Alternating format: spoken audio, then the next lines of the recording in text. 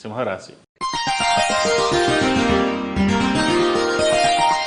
సింహరాశి వారికి ద్వితీయంలో కేతువు, పంచమంలో రవి బుధులు, సప్తమంలో శుక్రుడు శని, అష్టమ రాహువు, దశమంలో వక్రించిన గురువు, ఏకాదశంలో కేతువు, వ్యయంలో నీచబడ్డ కుజుడు. సింహరాశి వారికి ఈ వారం అంతా అనుకూలంగా ఉంటుంది. ఉద్యోగరీత్యా వ్యాపార రీత్యా అన్నీ బాగుంటాయి.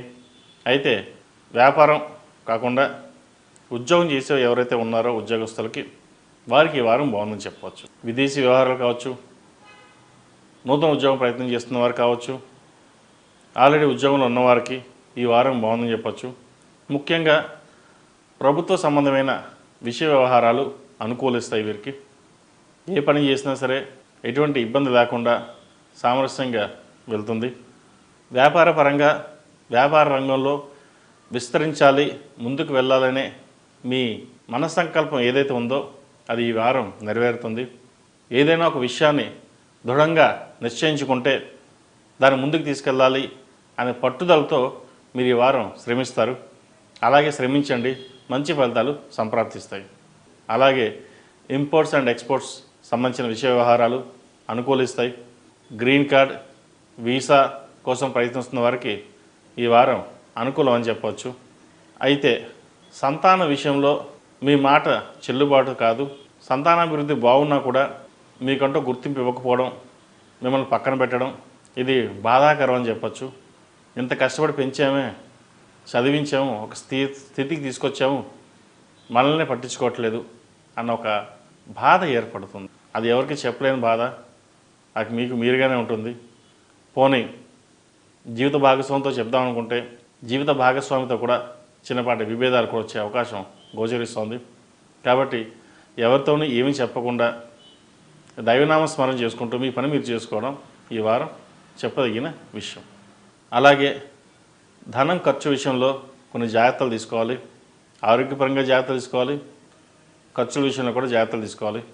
స్టమక్ సంబంధించి, హెడ్కి సంబంధించి కొన్ని ఇబ్బందులు ఉండే అవకాశం ఉంది. ఈ రాశిలో జన్మించిన స్త్రీలకు వృత్తి ఉద్యోగాల పరంగా, వ్యాపార పరంగా బాగుంటుంది. ముఖ్యంగా ప్రభుత్వ ఉద్యోగస్తులకు ఈ వారం బాగుందని చెప్పచ్చు. ప్రమోషన్స్ వచ్చే అవకాశం ఉంది. అలాగే ఏదైనా కొత్త వ్యవహారాలు ప్రారంభించాలన్నప్పుడు ఇల్లు కావచ్చు, ఫ్లాట్ కావచ్చు, ల్యాండ్ ఏదైనా కొనాలనుకున్నప్పుడు ఈ వారం తీసుకోవడం మంచిది. దాని తగ్గట్టుగానే ప్రయత్నాలు కూడా ముమ్మరం చేస్తారు. హౌసింగ్ లోన్ సంబంధించి లోన్ మంజూరు అవుతుంది. వ్యవహారాన్ని జీవిత భాగస్వామితో చర్చించి ముందుకు వెళ్ళడం చెప్పదగిన విషయం. లేకపోతే మనస్పర్ధలు వచ్చే అవకాశం గోచరిస్తోంది. సంతానాభివృద్ధి బాగుంటుంది. మీరు చెప్పినట్టుగానే వారు వింటారు. అదొక మంచి సూచకం అని చెప్పచ్చు. మంచి అభివృద్ధిలోకి ఉంటారు. అయితే వారు కష్టాన్ని తగిన ప్రతిఫలం మట్టుకి ఈ వారం లభించదు. అదొక మనోవేదన గురి చేస్తుంది. అది ఇంతమంది కష్టపడుతున్న పిల్లలు ఇంకా ఎదగలేదు, ఇంకా స్టాండర్డ్ కాలేదు, స్టెబిలిటీ కాలేదు అన్న ఒక మనోవేదన ఉంటుంది. అది ఓపిక పట్టండి, మంచి అభివృద్ధిలోకి వస్తారు. విద్యార్థులకు కాలం అనుకూలంగా ఉంది. విదేశీ వ్యవహారాలకు సంబంధించి అనుకూలిస్తాయి. అలాగే వైద్య విద్యకు సంబంధించిన వ్యవహారాలు అనుకూలిస్తాయి.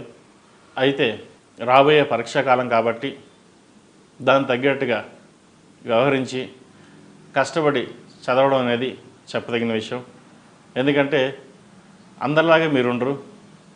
రేపు ఎగ్జామ్ అంటే పొద్దున్నే చదువుకుని వెళ్ళే రకం అనమాట. మీ తెలివితేటలు బాగుంటాయి.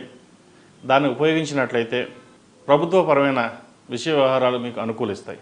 కాబట్టి ఆ దిశగా వెళ్ళడం చెప్పదగినది.